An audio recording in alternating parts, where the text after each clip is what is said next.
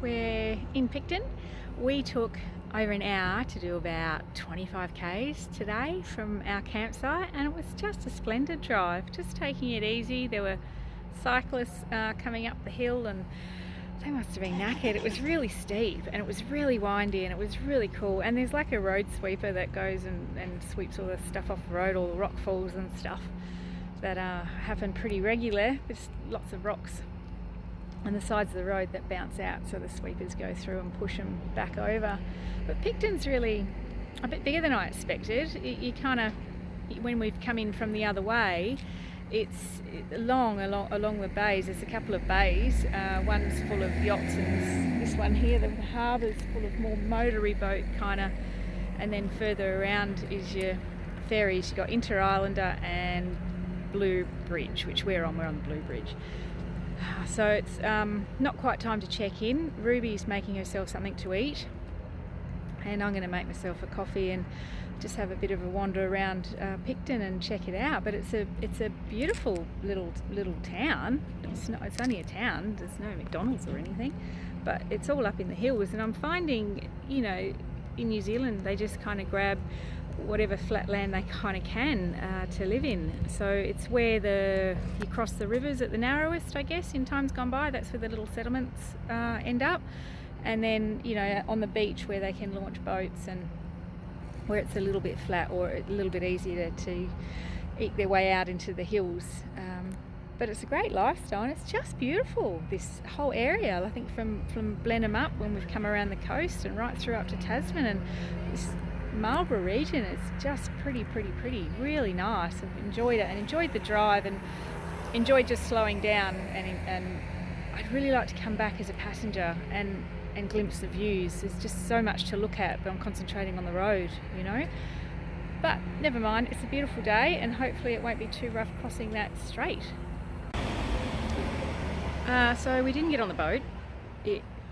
6 Metre Seas has cancelled their crossing, so we have come across to Blenheim, and we've gotten a laksa from the Mango restaurant, which apparently is the best laksa in Blenheim, because we were planning on doing that in Wellington, because Wellington has a lot of restaurants and things, and we were looking forward to having that for dinner. But we're going to be on the ocean at night, so we're going to have a mid-afternoon lunch and early dinner, scour some op shops, I guess, and pass a little bit of time till we can get on the boat tonight.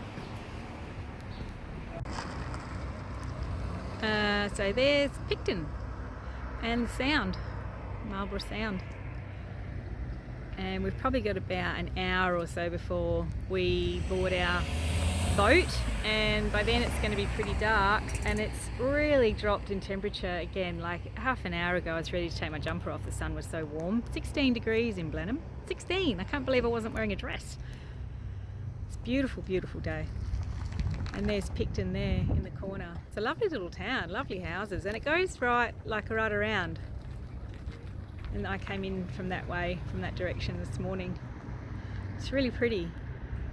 And there's 2 ferries, the Blue Bridge and the Inter Islander, I think. Neither of them are here because they're quite big. They're way bigger than I expected, but I guess you drive onto them, and there's plenty of cars and campers and things that go on there. So we're just wasting a little bit of time till we can get on this boat, which we're a bit sad about, because I was hoping to head out of Picton in the day, because it's quite a bit of a trek through the Sound before you get into the open water, and it would have been really nice to see. And now it's going to be dark and we're going to miss that. Both ends we'll come into Wellington and just see the lights of the city, I guess. So yeah, but not to worry. I think it'll be fun because we're going on a boat, so that's got to be fun, doesn't it?